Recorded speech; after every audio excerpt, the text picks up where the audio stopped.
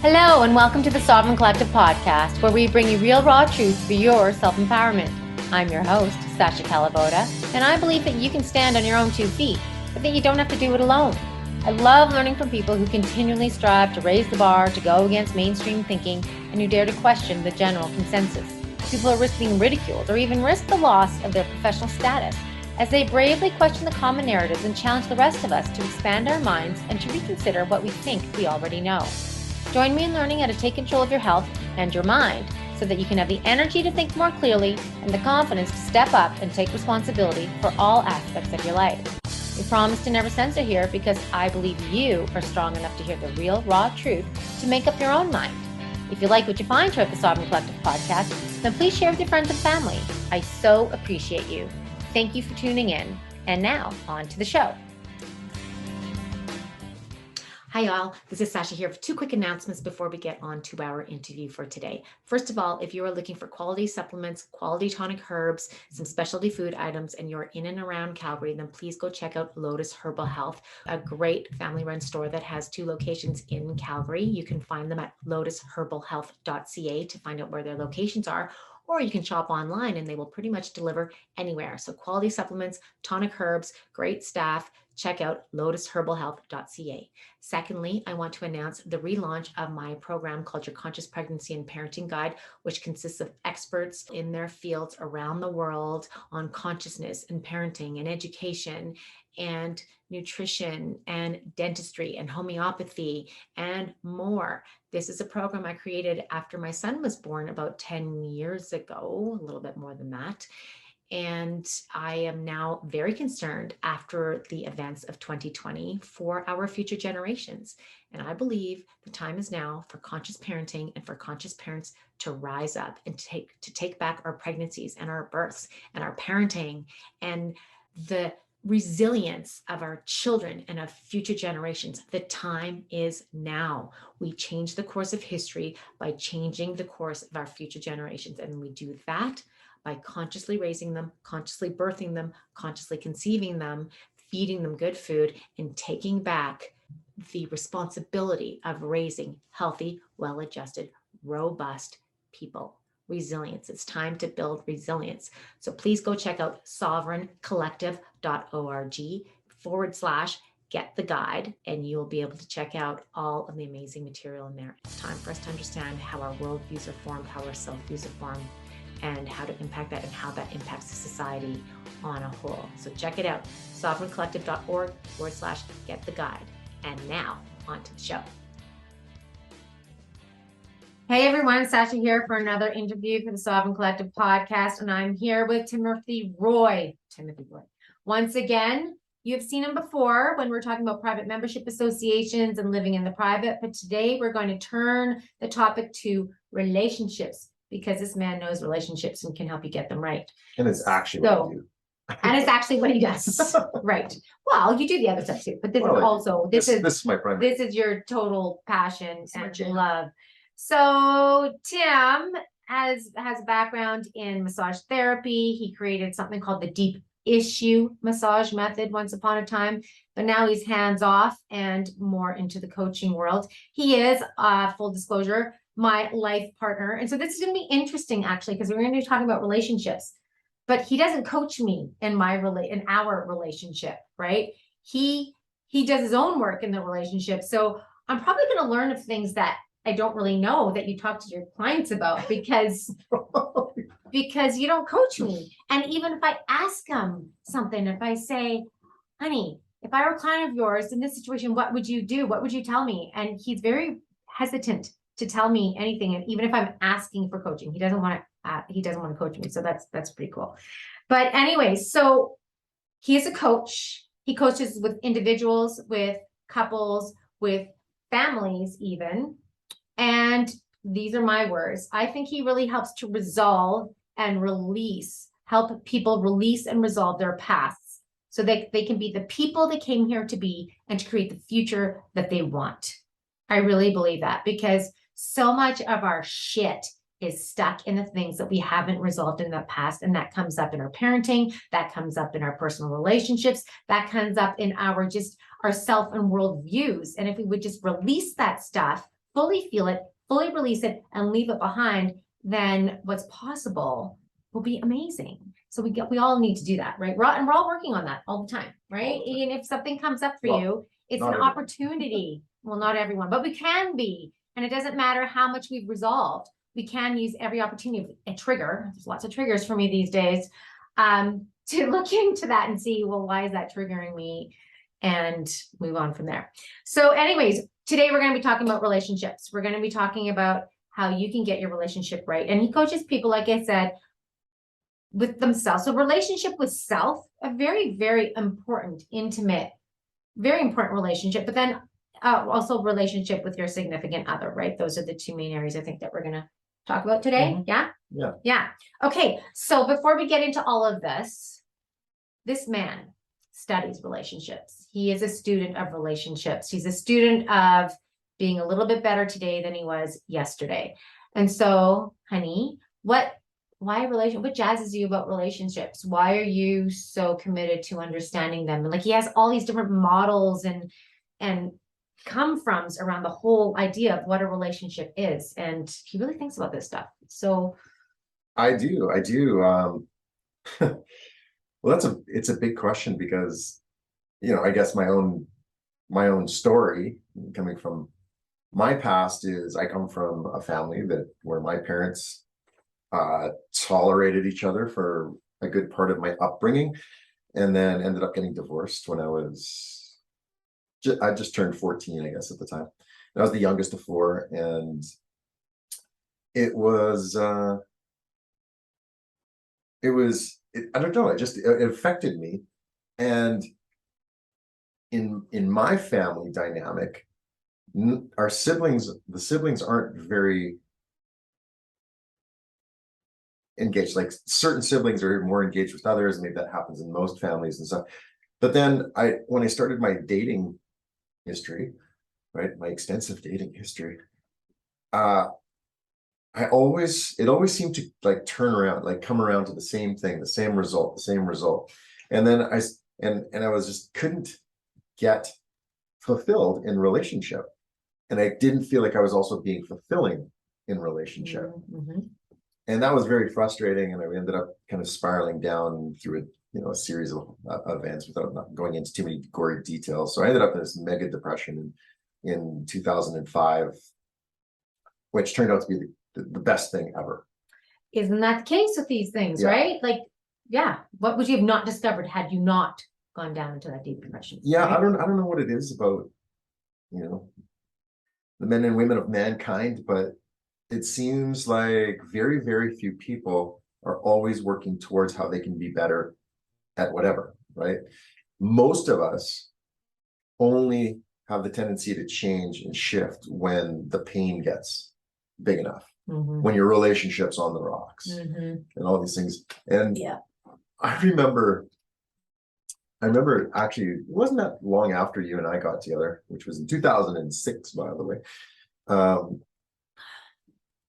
I remember asking you, how many people do we know that we would actually say have a happy relationship?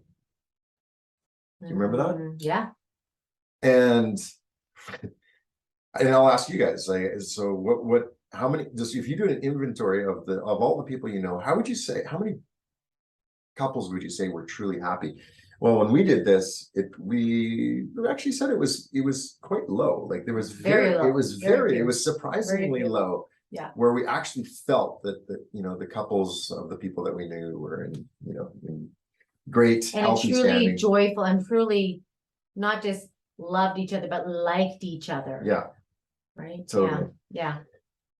So in about 2007, I actually left massage for a little bit. If you remember, I worked for this millionaire guy who hired me as an executive assistant. So anyways, I studied a whole bunch of trust law stuff and contract law in this process. But for some reason, when I was studying trust law and how money is created and all these things, all of a sudden I realized that there was a certain framework that seemed to fit for relationship. And all of a sudden, boom, like, for me, when I was really honest with myself, there's been nothing more important than having relationship. healthy relationship. And sometimes the healthiest relationship is not being in a relationship with Right. someone. Yeah. Right. Yeah.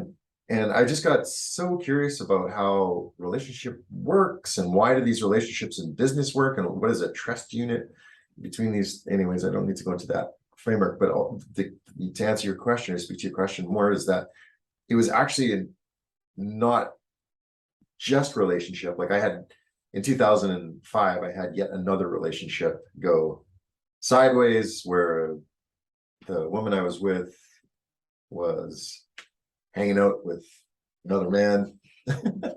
Let's just put it that way. Hanging out. My victim story is that she was cheating on me, but that's not the real story. That's not the real story. So, you know, when I work with people about relationship, it's all about, you know, releasing the story and taking radical self-responsibility, because the more that I tie into that story, the more I actually defeat myself from having any power or any leverage in making any change, right? So if I sit there and oh, she cheated on me, like, oh, you know, well, who fucking For her? me, victim. Yeah.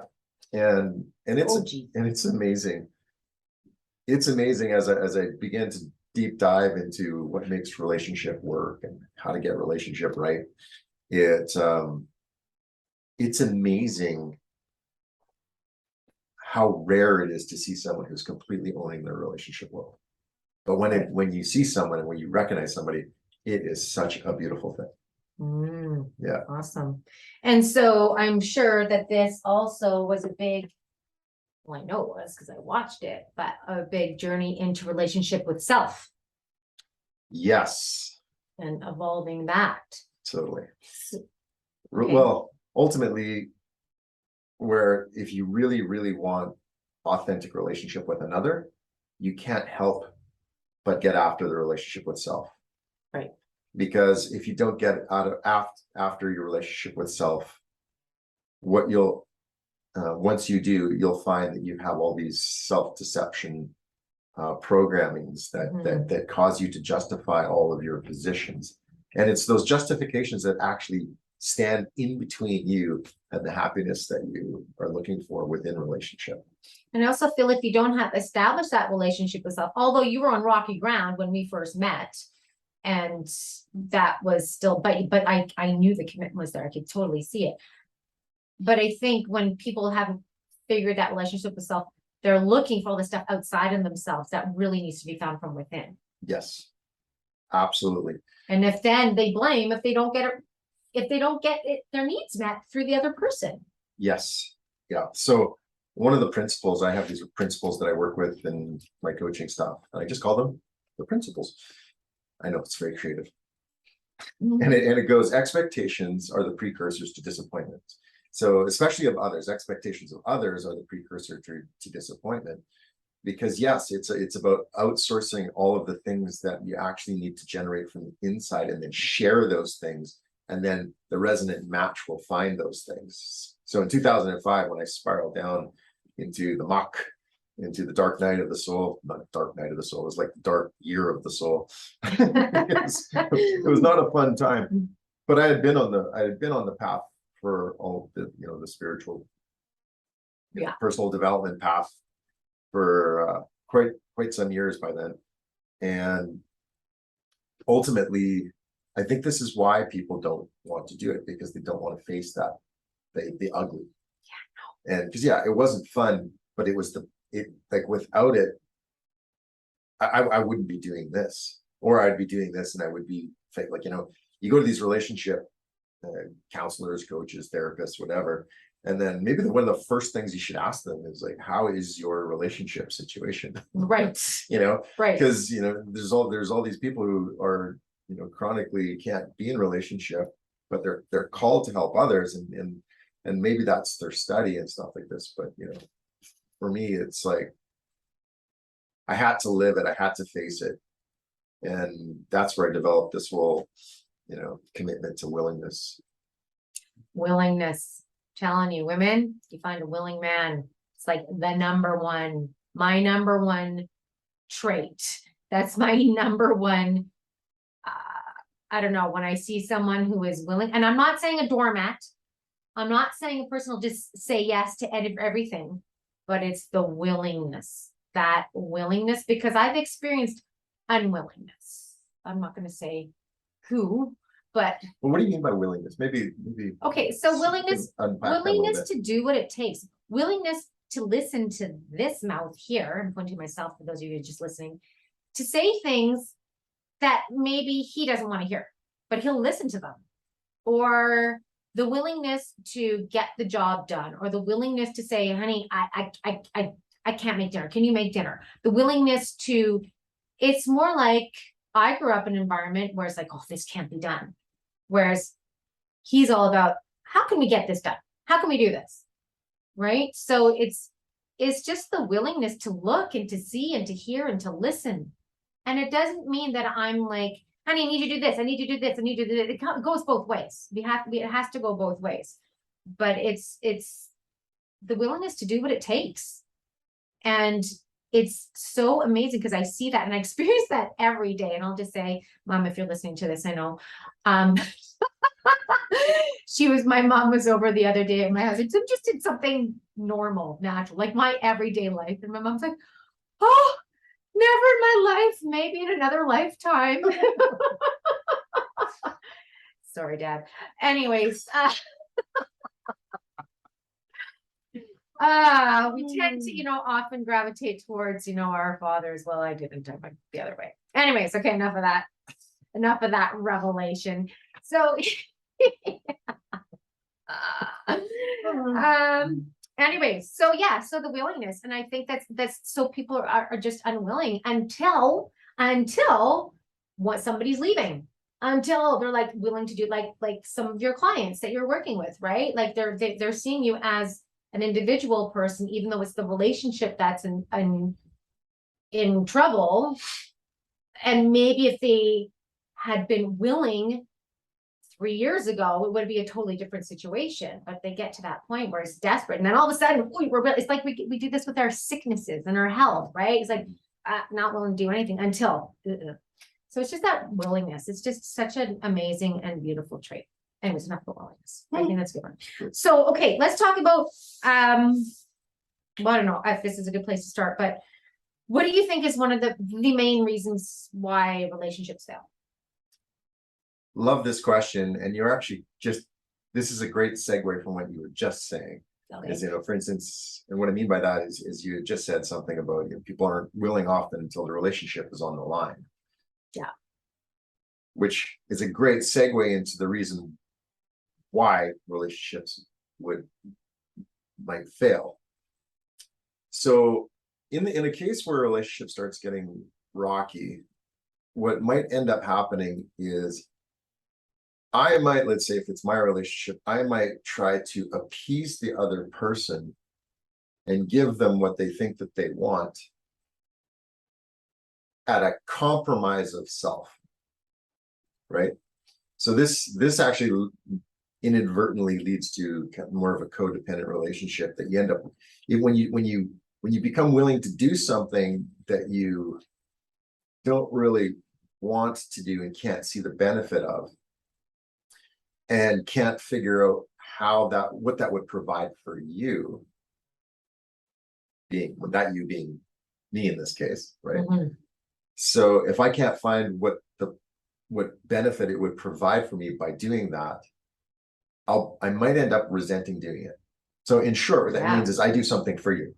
Right. I live for you. Like the Jerry Maguire moment. You complete me, right? Right. Which is right. That right there is a problem. It's very romantic storyline, right. But it is not great for great, long-lasting, fulfilling relationship, because you never want somebody to complete you. What you want someone to do is complement your world. Right. So where it fails is when each start doing something for the other and have a sense of compromise inside. So people often find it really surprising when I say compromise has no business being in a healthy relationship. And when I grokked on that whole concept many years ago, I remember asking you, I just asked her, I said, hey, honey, do you ever feel like you compromise in our relationship? And the answer was no.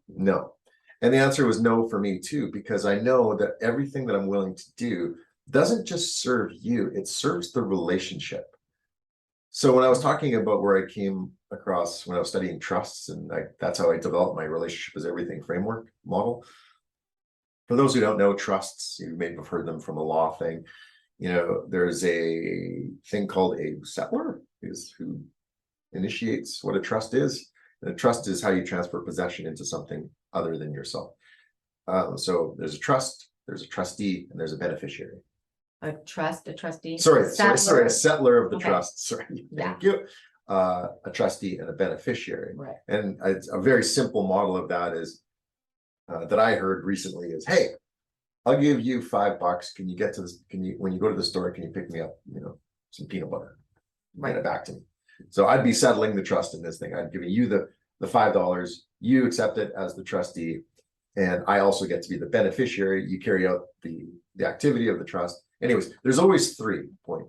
And as we're filming this, we have a camera that's on a tripod. And you'll notice that all tripods have 3 legs. And the reason hence the try, right? You'll never see a camera on something with 4 legs, unless it's, a studio thing with a complete flat floor or something like this. And the reason why is because when you have 3 points, the principle of the 3-legged stool is that no matter what surface, no matter how uneven a surface is, those 3 legs will find stability as long as it's not top heavy or whatever, right? Right. So it'll always find stability. So you could take a 3-legged stool and you set it on pretty much any ground, and as long as the physics work that you don't topple over, you'll have support. Where if you have a 4-legged chair, for instance, anybody have a 4-legged chair in their house or otherwise that rocks, right? Because what it's doing is it's going from 3 to 3 to 3 to 3, right? Right. So when I'm doing relationship stuff, it would be me, you, and then the relationship is the 3rd leg. I treat it like an actual living entity, like an actual participant in this. And if people are having really some kind of a lot of charge in their relationship, what I'll often do, and I'll say, well, feel what this feels like, and then just turn and face your relationship that's out here at an equidistant thing and see what happens to your feeling. And you guys can try this at home. Like imagine you're facing, if you're struggling in a relationship, just try this on for yourself. Imagine yourself facing the individual that you're having a struggle in a relationship with, and you're going to get a certain feeling. And then just imagine yourself turning 60 degrees. So you're in an isosceles triangle, and or an equilateral triangle. And when you face the relationship itself, see how you feel different. And chances are, if you try this on, what you're going to feel is your anxiety levels go down, and you feel like you're more in control. I can even just thinking of it, I just think of it. I feel like it takes away some of that charge. Yeah. I could just see it because it's like, you could just see this. And then if you face over there, that right away. See, these are things I don't even know. Yeah. This is what he talks about with people. Yeah. So I can totally feel that. Awesome. And then if you pay attention to whether or not if you pay attention to whether or not the relationship energy is growing or shrinking, will give you feedback on the context of how you're being in that relationship. Okay, yeah. So anyways, the question was, why is the main reason they fail? Right. So where I was getting at is, if I do something for you and can't figure out what it provides for me. Okay, right. So you'll build kind of resentment. Right. Okay. Right. And that's what everybody comes in, whether they know it or not, whether you know it or not, everyone's in a relationship for what's in it for me. Okay. Because if you're not getting what you need, then the relationship will begin to fail. Fair. Yeah. So ultimately, where the real rubber meets the road with regard to that is going in and understanding what needs actually are, how they're met, and what they provide for you and what they provide for the relationship. Because when you provide what the relationship needs, this weird thing has a tendency to happen that your needs end up getting met as well, and the other person's. It's a very interesting. So can you unpack the needs thing? But Yeah, for sure. I'm a proponent of Chloe Madonis's model of which what she calls the 6 human needs. And basically, well, there are 6. They're not basically 6. There are 6. 4 which they call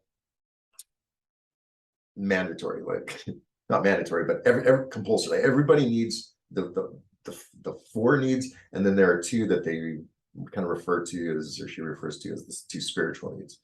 And the 4 are, everybody needs a degree of certainty and some synonyms. I need I've done cinnamon. that I love since cinnamon. I was a kid.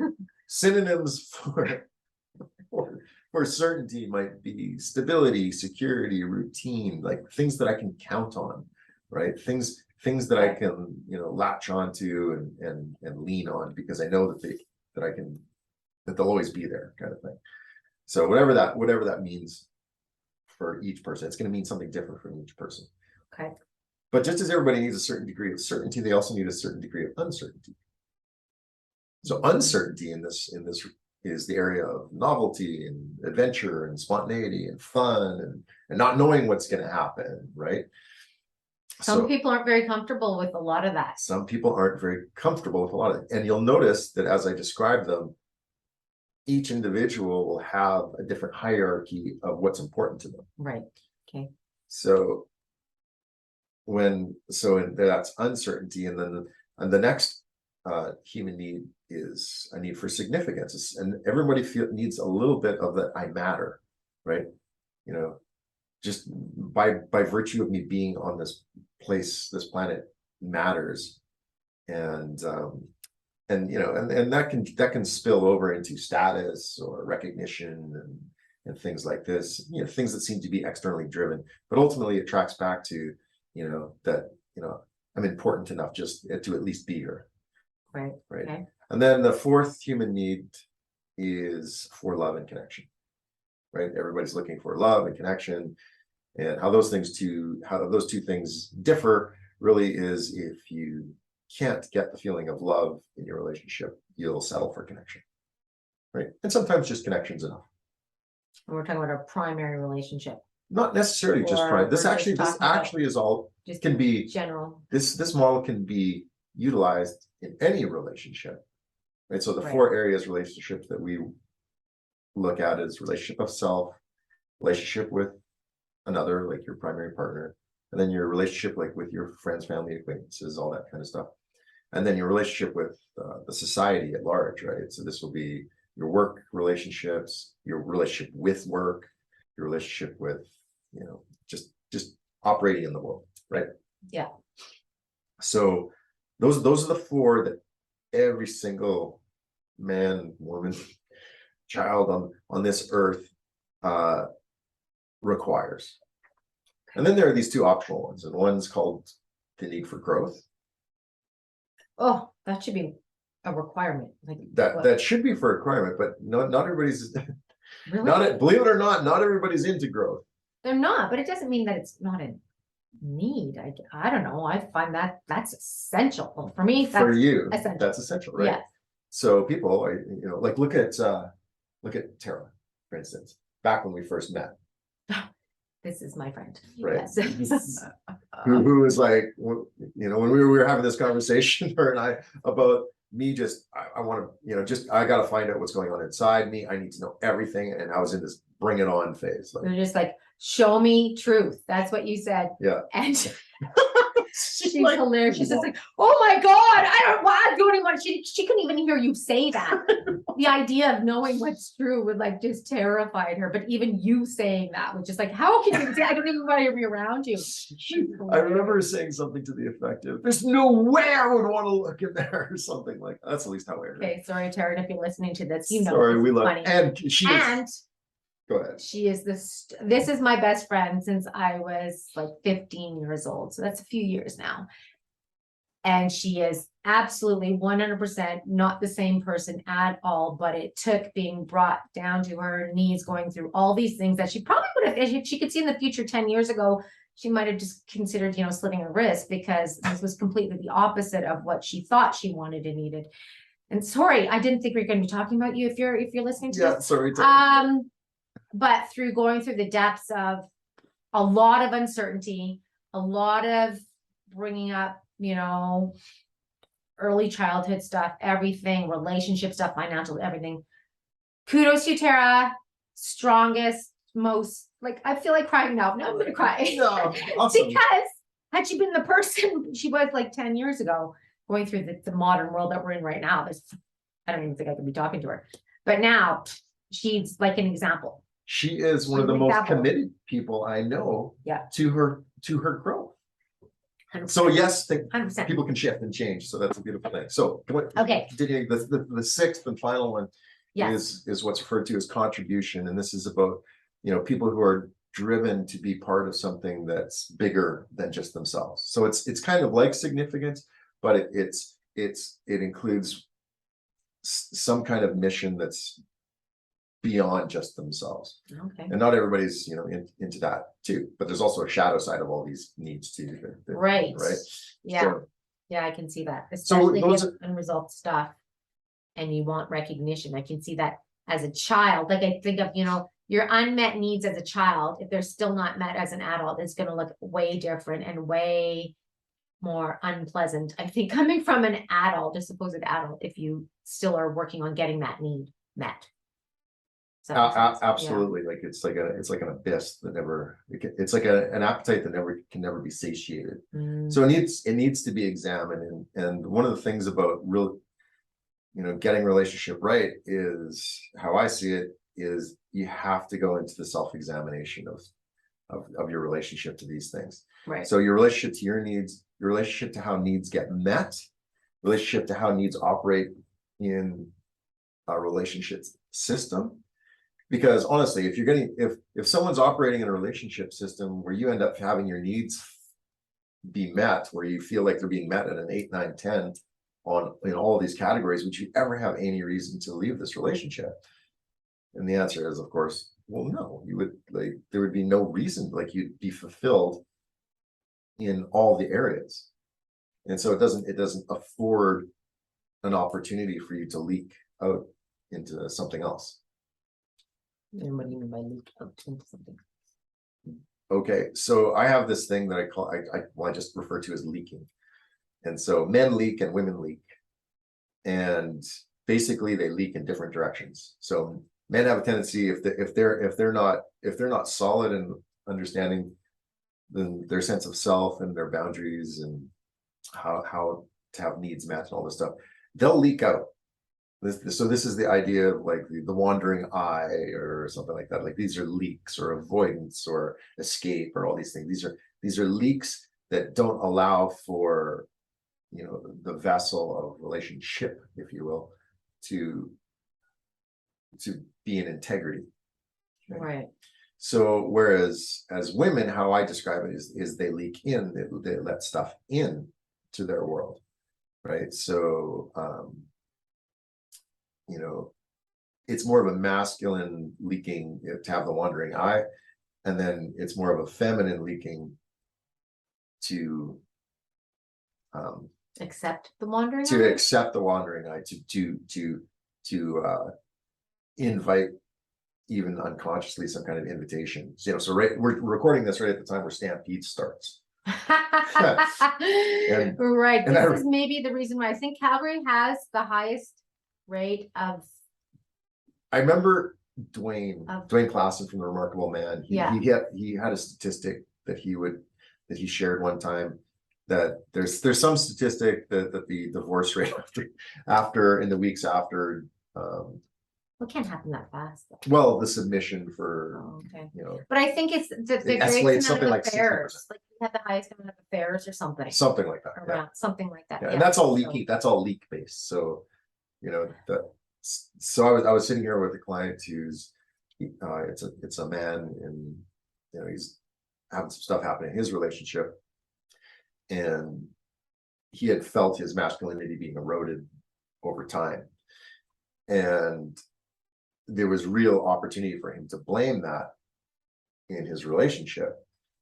So when we started talking about it in the spirit of radical self-responsibility, I helped him understand this whole leaking thing. Like, where are you leaking in your world? And he was just like blown away. You should like, the shift in this man, just by virtue of understanding that he leaks, revolutionized his willingness to figure out what those leaks are so he can stop, because that's how he wants to roll in a relationship. He doesn't do things for, he's learning to not do things for his partner, but because that's how he wants to roll in relationship. Yes. And so that's what he brings to relationships. Or anybody he ends up relationship with, whether they solve their issues or not, is going to get a man that has solved the problems of what leaking does and brings a completely different level of integrity to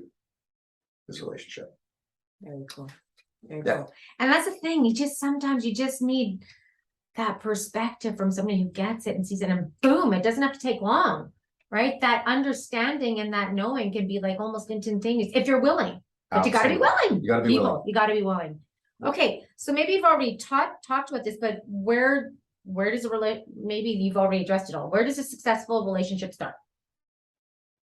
Willingness. That's what I thought. Willingness, but yeah, I actually have developed something called the willingness index. It's just a little test that people can do. Yeah. And so they get a certain score out of 1,000, and it demonstrates, it's a bit of a tricky test, but it allows somebody to investigate their level of willingness that they're currently at. Okay.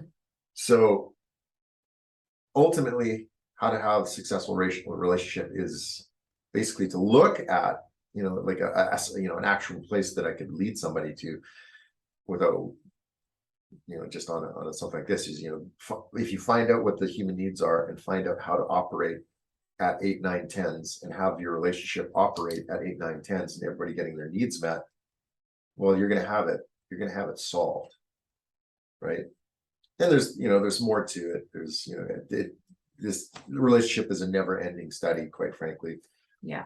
So there's the needs, there's the willingness, there's the looking at the relationship with self, because if you're not authentic with self, if you don't take that deep dive in self, then you're going to end up just in a match of whatever energy that you're resonating right with, which is usually the energy of the codependent type relationships.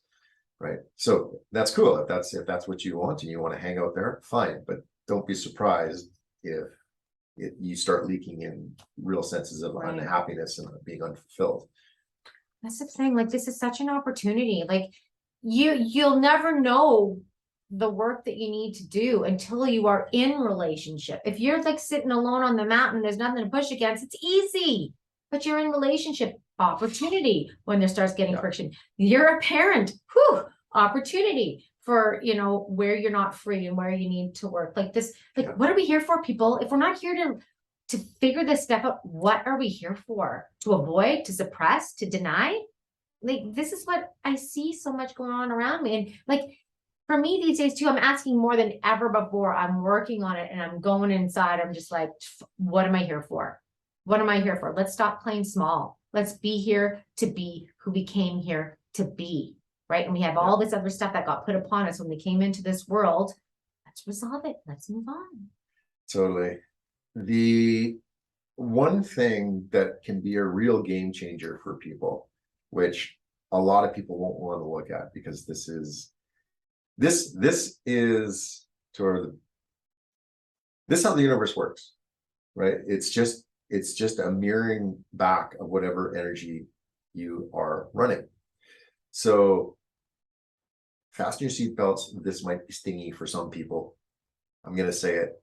You have the relationship right now that you deserve. Period. Is it also maybe the relationship on another level that you actually want? Yes. Or at least that and want is it's true, but it's a misunderstood concept. Okay. Because the programming that you have is demonstrating what it is that you want, and that want is being met and reflected back to you. Right. So if you're in a relationship where you feel unfulfilled, Well, whatever's going on inside of you right now is demanding that type of relationship. Right. Okay. And a lot of people don't want to look at that stuff. They think the relationship is what technique or what, what freaking, magical dance can I do to make my relationship work without having to look at that stuff. So what do you say to people that say, I just suck at relationships? What would you say? What would you read the back? I suck at relationships. I don't know how to do relationships. Relationships aren't for me. Is it true? Or what is really underneath that? Well, of course, pain is really underneath that. But what I would say to it is I would probably have a tendency, because I can be a bit cheeky at times, believe it or not. I would probably quote Henry Ford. And Henry Ford was famously quoted as saying something to the effect of, well, whether you think you can or you can't, you're right. Right. So if you suck at relationship, you are right. You suck at relationship. And who am I to take that away from you? Because the silent cry that happens underneath that is, please tell me that I don't suck at relationship. Right. Which doesn't come from a place that's going to serve you when it comes to relationship. Right. Or at least fulfilling relationship. Right. Yeah. Okay, cool. So that's just the opening, the opportunity. Yeah. Right. Because I believe that if we all resolve our stuff and are willing, we can definitely have a beautiful relationship. Right. But we have to be able to look past our own noses. For sure. And men are less likely to engage it than women for some reason. Although when women engage it, they have a tendency to overflower it, if you will.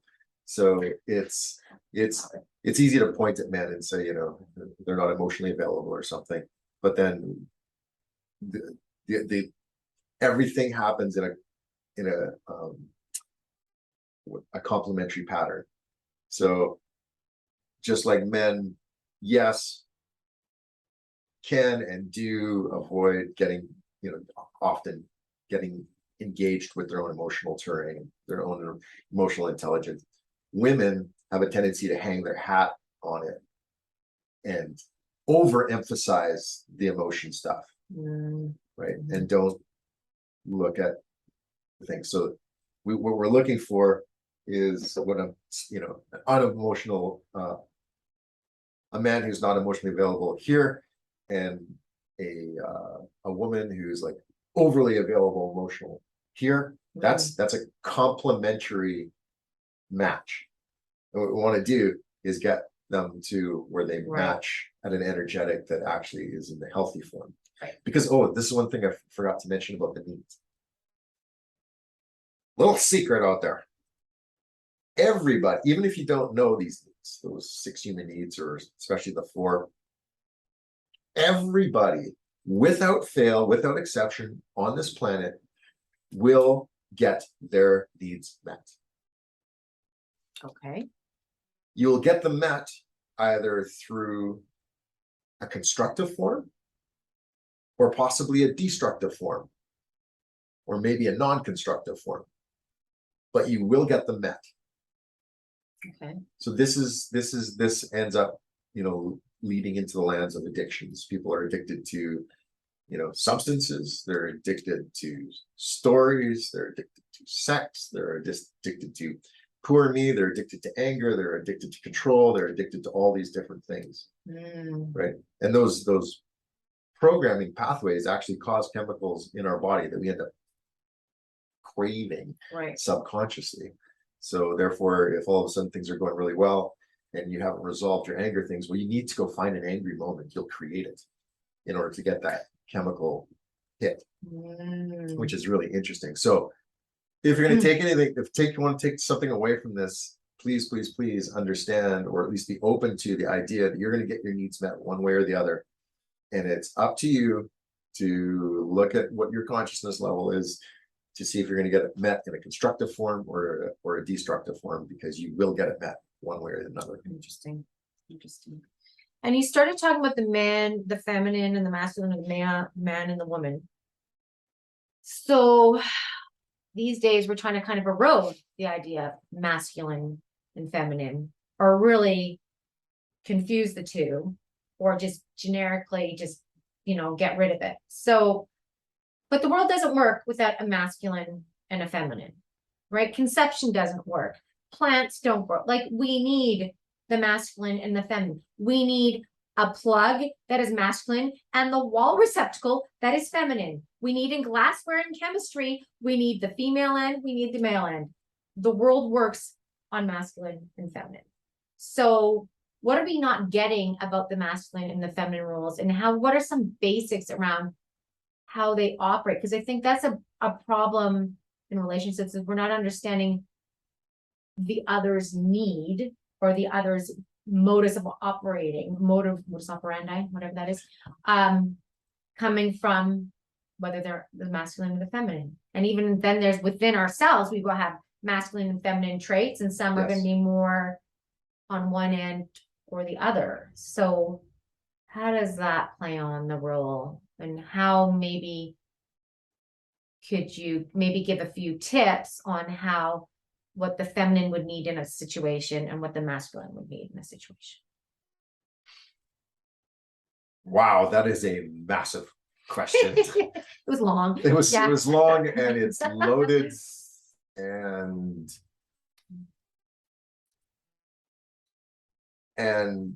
the answer to it will lie in the realm of often being politically incorrect. That's okay. This is what this is all about. We need to be politically incorrect. So political correctness gags us. No gags here. I don't see how anyone with any common sense and logic could argue the fact that it's the male-female relationship, or the woman-man, or that perpetuates species and perpetuates life. It doesn't matter if you're looking at a plant, it doesn't matter if you're looking at an animal. Anything that reproduces needs that relationship to move forward. And so, if I were, a psychopathic mastermind who wanted to reduce the population of the world, I might be promoting some kind of propaganda that really affords us to get away from what masculine and feminine really is, right? And blur those lines and say there is nothing like that. Because if that's the case, the more people that get behind this idea, the more of mankind get behind that idea and forget that the importance of what man and woman is on this planet. Well, then the population has no other choice than to go down.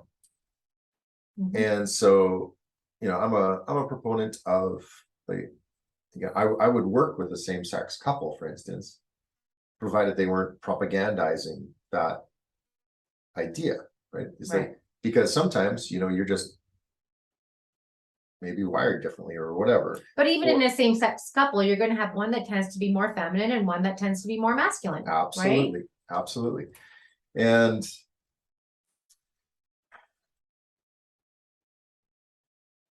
answering your question about what the masculine and feminine needs in a broad sense is difficult, because it shifts from case by case. But basically, okay, let's go for like a simple, well, maybe a simple situation. Sure.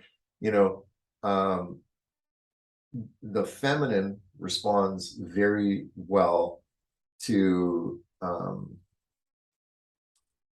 the types of appreciation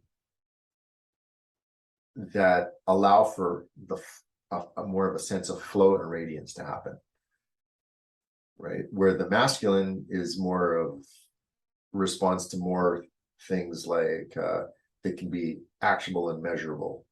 That's why one of the things that men respond well to is, quite frankly, sex, right? And acts of respect, right? And acts of appreciation, where how someone with its feminine dominant wouldn't need necessarily that same type of experience of those things, right? So it's more of what creates a sense of flow and radiance and openness in the feminine. So without going on a case by case basis, it's kind of a it's kind of hard to wrap my mind at least around it without asking, focusing on a certain situation or something like that. So basically, it's that feminine and masculine receive needs and feel provided for in different ways. Okay. Right. So if someone's in a masculine dominant, something that the feminine would do well to is find out how to have the masculine dominant person come up with whatever they do thinking that it was their idea, because the masculine dominant will own a decision that they feel like they generated. Right. Whereas this masculine energy is more single focused, right? So more thing. And I like Alison Armstrong talks about from the masculine, it says, what's the point, right? Or what's the problem? So if there's no problem to fix, or that we can't get to a point, the masculine dominant individual is going to suffer. We can't get to a point or a problem. Yeah. Oh, interesting. Okay. So in the feminine, it's about diffuse awareness. This is why a feminine dominant woman can appear to multitask, right? And just, they can hear the kids running over there while doing the cooking and knowing that the laundry's going to go off, and if someone like is going to how dare you? Those are all women's roles. What are you talking about? Some stereotyping. I do a lot of that. Right. It's got to be done. And you like cooking, and you like doing, this is how my own experience in my own world. So if you have a problem with it, the problem is yours. The offense. Right. This is one of the things about relationship that I think is not spoken to enough.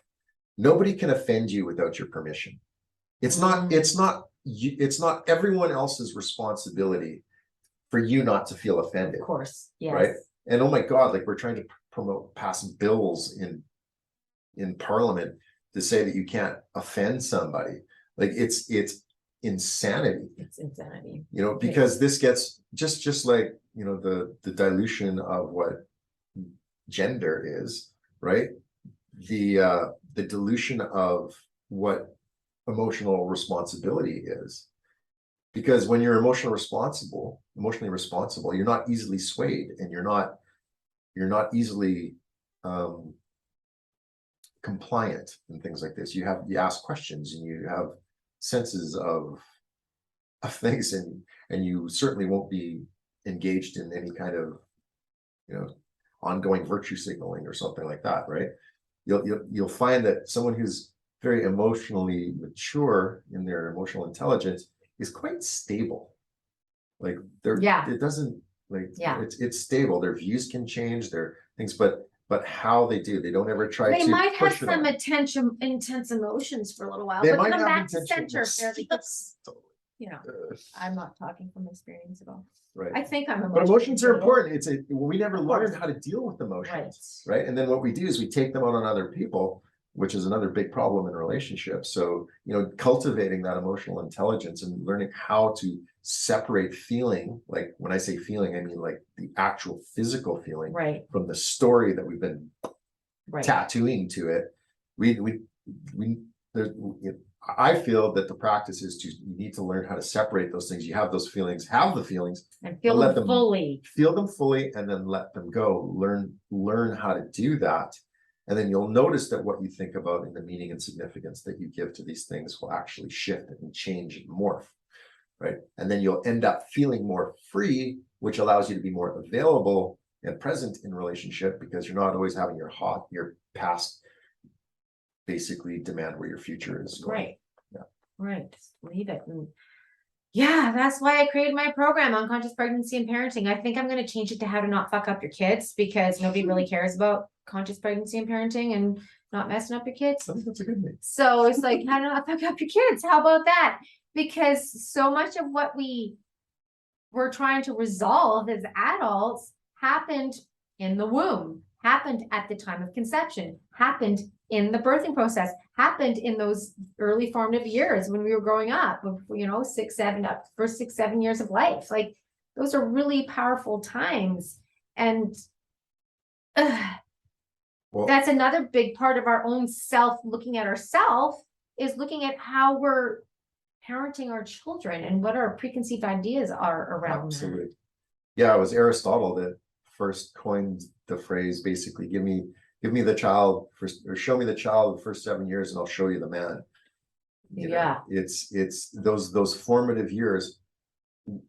If they go forward unresolved and unconsciously, they have a very specific trajectory. Right. Right. But the good news is that it's a quantum experience. And if for those who are willing to, like, you can see over here on my board, I have the WTF protocol written. Right. Oh, right. Right. So willing to forgive, willing to feel, willing to face, and willing to fail. right. So they go in the other direction though. That, the first part is being willing to fail, right? Okay. Like you need to be willing to get it wrong until you get it right. Because people are dead, right. Yes. Another thing that is an actual pandemic in this world is like the fear of making a mistake, right? Or the fear of failure. I think you need to fail. Every single success that you've ever had in your life was born out of failure, right? You didn't, even how you learn how to walk, like just know that when you learn how to walk, you didn't get up and walk. You failed at it several times before you were able to do it, right? So when it comes to looking in the inside, you need to be willing to fail, which means, okay, I'm ready to get this wrong until I'm ready to get it right, or until I get it right. And then you need to be willing to face the stuff that comes. Okay. And then the stuff that comes, right? Because you're going to have feelings that come up around that stuff, and you need to feel those. You need to feel them fully and know how to not let those feelings overtake you. And that's what we work on in my stuff. And it will be uncomfortable. And it will be uncomfortable. But it gets more comfortable. You get more comfortable. The better you get at it, the more, or the less uncomfortable it gets, right? Because the final one, the willing to forgive, is to learn a different level of what forgiveness is. And just to actually do what the word says the first thing you do is to transfer the possession of. So you take those feelings and you give them over and you forgive whatever reason that this happened and showed up in your world, instead of trying to forgive another or whatever, because that's all based in judgment and has some slime attached to it. But this type of forgiveness allows for the whole thing to be resolved and be given back over to wherever it was originated in source. Awesome. Amazing. Okay. And I want to say one more thing about the aspect of the feminine need that I know you are very good at.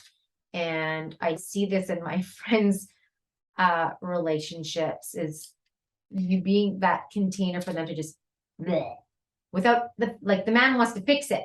Yes. But the woman doesn't necessarily want you to fix it. Yes. She just wants you to hear it. Yeah.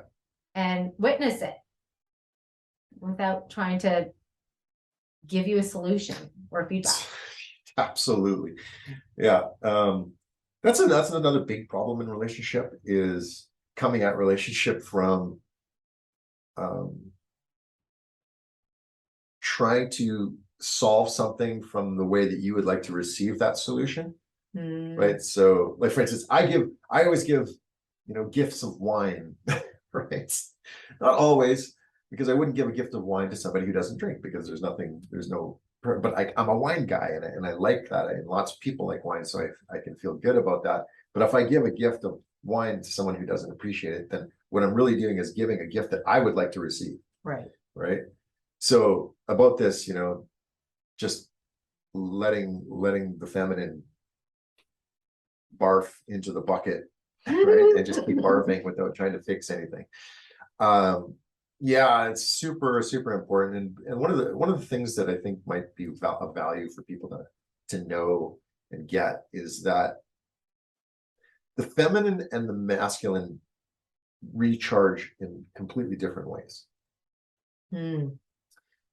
It's why, your masculine dominant man needs time to go to the cave, right? Because the masculine recharges in private. It goes to the cave. It just needs that quiet time, that introspective thinking time. And sometimes that can be with other men as well. But even if that happens, it's going to be that integration time that will recharge. And that's what ends up happening. That's how a masculine dominant man will recharge given time to go to the cave. So women, ladies, if you don't give your masculine dominant man time to go to the cave, you're going to end up with a depleted man. Right. And that's something you're really great at, by the way.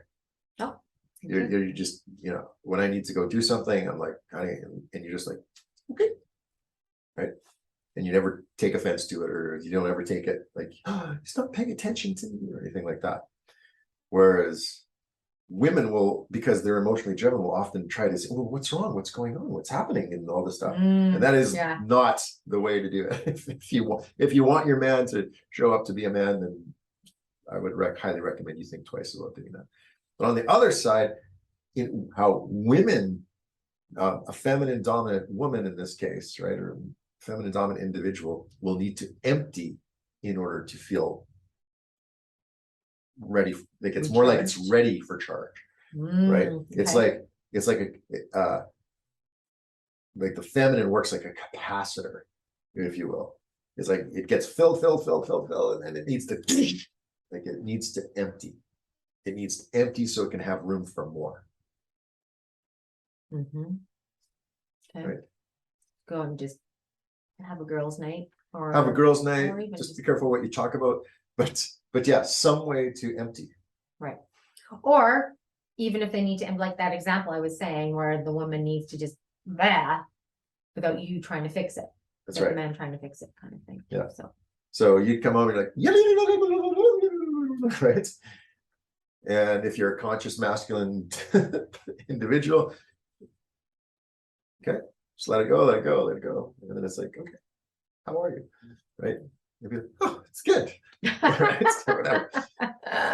Because honestly, you probably wouldn't even care if they heard what you said, as long as you felt like you probably wouldn't care if I heard what you said, as long as you felt that I was being present with you while you did that. Would that be a fair thing to say? I think so. Right. I think so. Certain circumstances. It's nice to have you hear it. But that's if you want feedback. I'm just talking about the emptying of things. Right. How's your day? Yeah. Right. And so I don't know. There's lots of these neat little things that are available to learn about learning these little nuances about how feminine and masculine dominant individuals respond differently to things. And then human design could come into that too. Oh, thing we're deciding. So that's going to be an interview that's coming up soon as well, that I'm doing on human design, because even each one of us in our own masculine and feminine and what we bring to the world based on our upbringing and everything else is that human design. So we'll talk about that later, but there's so many things, but there's some really overarching basics that I think can revolutionize people's perceptions of themselves and their relationships, regardless of whatever thing you're studying, right? Okay, so let's look at a relationship that has had a major breach of trust. Okay. Is it recoverable? Absolutely. Well, I would say absolutely, because I've had it happen with people, and it depends. Right. Okay. What I can say for sure is that remedy can be found. Okay. So, and what I mean by that is the dissolution of controversy can be occurred. Because like when I work with somebody, like if I have a couple come in, what people often don't are a little surprised by is I'll flat out say, like, I don't give a shit if your relationship stays together or not. Like, that's not what I'm here for. I'm here to help you find the truth of what you have. Yes. Right. So when we do all of these things, when we do all of the ways that relationship works, it will become self-evident as to whether or not the relationship is better off together or apart. Right. But even if it's apart, at least all the charge will be gone. Right. And so the opportunity for an amiable separation is right there. Yeah. Right. Because we get into the what's right and let go of the who's right. Because discourse, discord in relationship can invariably be tracked to people stuck in who's right. Right. Then they're not serving the relationship. They're not doing a what's right. Right. Which is different. And then Right. people will confuse who's right with what's right. They'll think they're doing what's right when it's actually a who's right. Right. Which takes some massaging to understand. So I lost my train of thought. So back to the major breach of trust. Right, breach of trust. Yeah. So, and then if you do these things that help relationship, go, then you'll find out that maybe it'll bond. Like, there's a testimony on my website by our friends David and Catherine who had a breach of trust, and they had, long story short, 5-6 years later or whatever, like they were getting divorced, like he was moving out. It was gone. But they decided that there was enough there to explore, and they asked me to do it, even though we're very close. I'm like, yeah, I think I could sit in that space and do it, and we did it. And now they're better than it's the best ever, right? Yeah, they're great, and completely revolutionized their relationship. So that's an example of if the truth of their relationship, even though they've had all this static and turmoil, is bonding, then it bonds. Where I've had others where it became evident that it's time to move on. Right. And they believe it or not, they ended up getting divorce stuff for under $6,000, which is unheard of. Unlike another client that we both know of mine, who ended up in controversy in her thing, and over $170,000 later, and they were no closer. Still not resolved. Like, it's just like who wins in that? Right. Right. So, and that's when you really get stuck in the who's right in the court system and these ugly divorces. And who wins? The children suffer if there's children. Yeah. Right. The courts are laughing all the way. The bank, whoever's pocketing that money, the lawyers laughing all. They don't want you to even resolve it. Why would they? This is like freaking payday over and over and over again. Like, why would they want you to resolve it? And then, how about coming back to adults working out their issues privately together, right? Rather than having somebody else dictate it for you. Yes. Another big topic that's could spin off into yet another rabbit hole. Yes. But it's all about taking radical personal responsibility, radical self-responsibility, to find out that your upsettedness is, you're not upset for the reason you think, which is another one of the principles. Right. That borrowed from A Course in Miracles and things, but people aren't upset for the reasons they think. Right? They're upset because of an unresolved relationship with their programming. And so you explore, you get into that, how to resolve your own programming, and you'll watch what happens in your relationships. So why do you think people are so resistant to go there, to go into their own stuff? Because of the fear of the unknown. So what translation of that is, because something's going to change if you do that. Good. And I would rather, well, most people would go, I would rather stick with what I know and I got, because I can at least deal with that, than delve into this unknown space. Right. It's like preferring the devil that you know rather than the devil that you don't know. That's right. So I can speak from a man's perspective of, if fellas, if you're out there listening, it's if you've been hesitant about looking inside because you think this vulnerability is some kind of weakness, you have no idea of the freedom that's available to you by getting to the other side of those things. It is exquisite. It's and just so many just stupid shit piles of stuff just fall away. Like it's literally like you walk out and you're like. So what's the shit pile of stuff that you fell away? Like what? Give a couple examples for you, if you can think of something. Oh my God. I'll put you on the spot. Yeah. So one of the big ones is one of the beliefs that I was running, that I didn't know that I was running, is that other people are better off without me, which sparked this feeling is like I am not enough. And when you're imagine trying to let's put it into practical terms. Imagine being a massage therapist, which I was, and when I was acting as a massage therapist and performing massage therapy, I started to have this latent belief start emerging that other people are better off without me. Well, then you can't even get into, like, I ended up feeling like I was touching people and poisoning them. Like it was like this, messed up stuff, because these unresolved things will come to the surface. That's how the universe helps you. It will give you some time to to get enough stability about who you are in the life, but then it'll eventually percolate up. Right? It'll be like a seed that's been planted many, many years ago in the past, and then boop, at some point it's going to break through the surface of your own consciousness, just like the bean stalk goes boop, right? Swear to God, one day there was nothing. Next day there's like 2 leaves sticking out. Oh, it's like that's what just happened. That's what happened. Exactly. Right? It's like in the matter of a day. So all of those things, everything that you've done in the past is a seed that's been planted and will eventually emerge in your life. And that's both, constructive and non-constructive. But just because you're planting more constructive things doesn't mean that the non-constructive stuff doesn't keep growing, because it'll eventually have to be looked at, or you'll end up probably on your deathbed with a lot of regrets.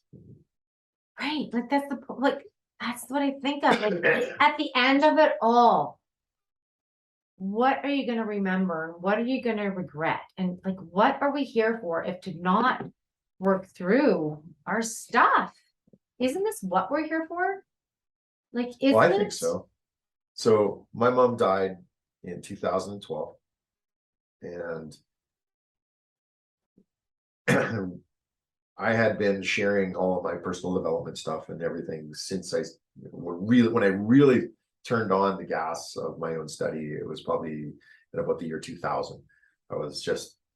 I moved from kind of being a dabbler to I want to know more. And then by doing that, it ended up breaking me open in 2005. And then I decided to really turn on the gas.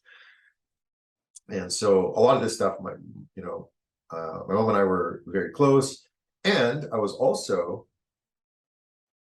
sharing a lot of the stuff that I had learned, and she was always asking about it, but she just couldn't bring herself to implement it.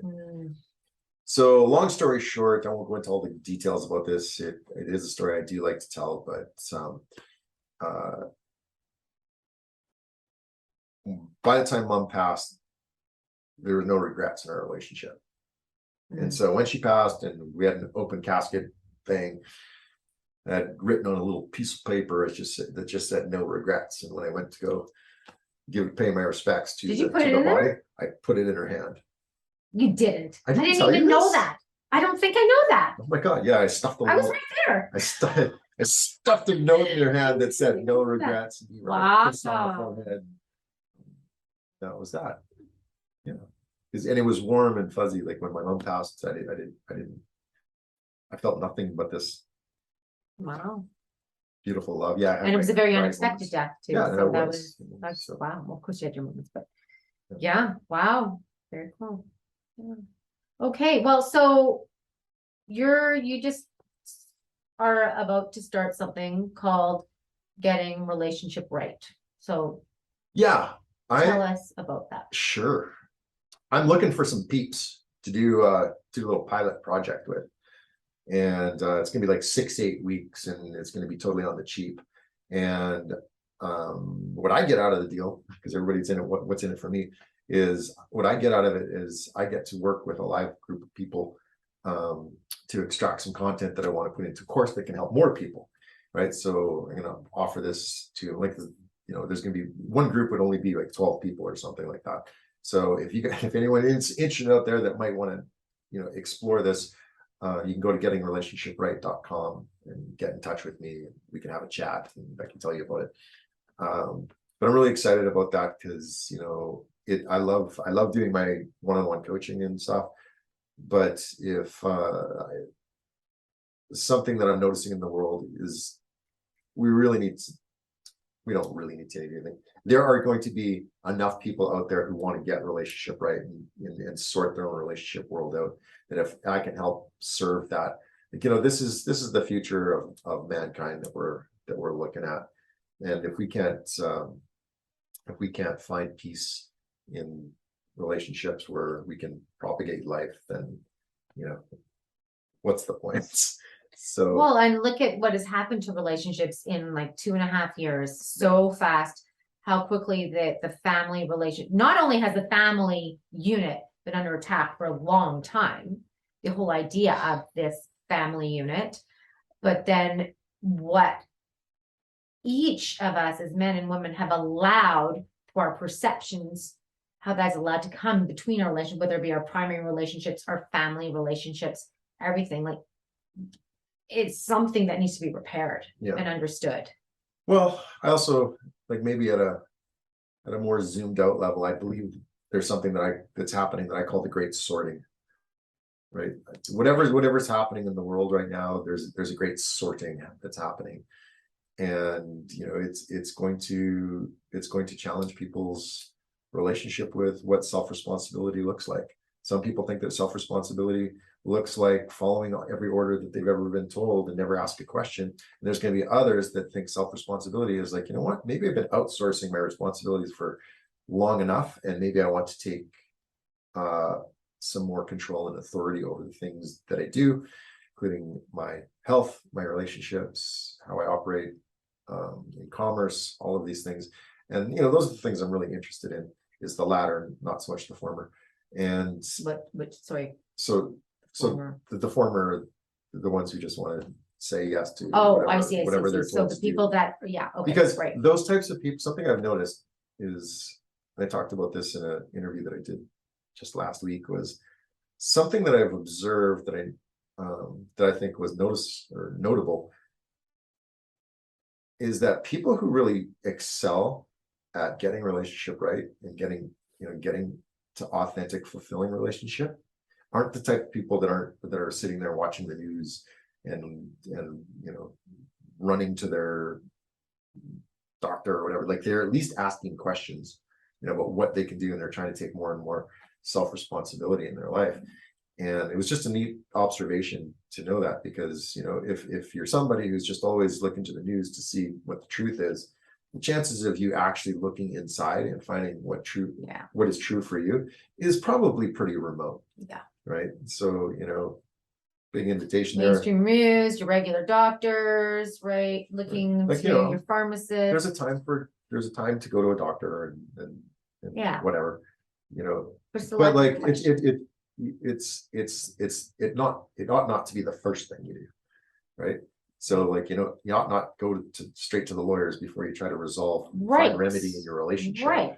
It's like, have you exhausted all possibilities, including a deep dive inside to why you might be having veered back to what you demand out of a relationship? Because remember what I said earlier, you have the relationship you deserve no matter what. Right. And cool. That's across the board with everything. Cool. It's just how the system works. It's like mathematical precision. which is great, should be great news to the right ears, because if that responsibility was outside of you, you wouldn't be able to do anything about it. Right, exactly. And that's the whole thing. Like, if you're a victim and you're blaming and it's everybody else's fault, then you're completely powerless. You can't change your situation. You might as well just give up now. You might as well. Well, what the hell's the point of that?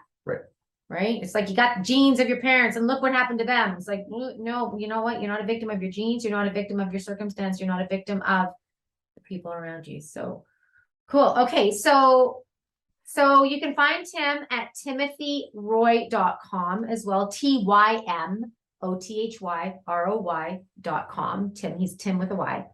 So tymothyroy.com, you can find out a little bit more about him. He does do, all kinds of coaching, but he's also starting his gettingrelationshipright.com. And when is he enough people to launch that, he's going to do that first. So that's going to be a really great way to establish and be a part of somebody who just wants to help you get relationship right and loves it and studies it and gets jazzed by you getting jazzed by it, right? Like, when you come home and you've had a day of clients and you just get, I love it. And so, and they get lit up and everybody wins, right? So there's the personal route, there's becoming part of that group, we just waiting for the right amount of people. Yeah, just amazing. And so anything else you want to talk about relationships in a nutshell? One tip. Let's give our listeners and watchers one tip in relationship before we go. How about that? Okay. Let's see. A tip for that everybody can benefit from in relationship is to connect before you communicate. Okay. So what that means is instead of just coming in and say, hey, blah, blah, blah, because people will often say, well, I told her this or I told him that and stuff, but it didn't even go in, because what they forgot to do was to connect. And one of the things that we're really not doing, especially in this time of digital age, it's just everything's so available, so many devices to be scrolling through, and how easy it is to jump on the computer or look on your phone or see what's happening on the TV and all this stuff. That connection element isn't valued as highly as maybe it ought to be. So if you want to explore, if you want to deepen into a relationship, try getting connection. Okay. Just wanted to talk to you about what we're doing this weekend, right? But wait for that connection moment, right? And know and learn how your partner likes to be connected with. Okay. That's key, right? Not coming from your perspective and what you want, but seeing it from them too. Because it's hard, because you need certain things, but you also need to recognize their things. So you can't come from it from your, but yeah, it's cool. It's cool. Wow. Okay, honey, that was great. Thanks. I think it's an important, like everything's relationships with our children, relationships with ourselves, relationship with our friends, our significant others, are the people around us, our coworkers. Like, it's just right. If you can't get that right, then it's going to be difficult. So yeah. Okay. Awesome. Thank you. That was great. Yeah, hope you guys love that. If you have, any questions, feel free to connect with Tim, timothyroy.com, gettingrelationshipright.com. If you want to share this, I would love you to. So share with your friends and family. I know there's a lot of people struggling out there with the relationships right now. So the willing people are looking for solutions. And this is what this is all about. It's providing solutions for people that are willing to look and to look within and how they can change what their circumstances are. So thanks for tuning in, share it. And I look forward to the next interview. What is that going to be? Oh, that might be on yoni steaming. That's going to be an interesting one. Okay, guys, thank you for joining us today. Have a great day. Ciao.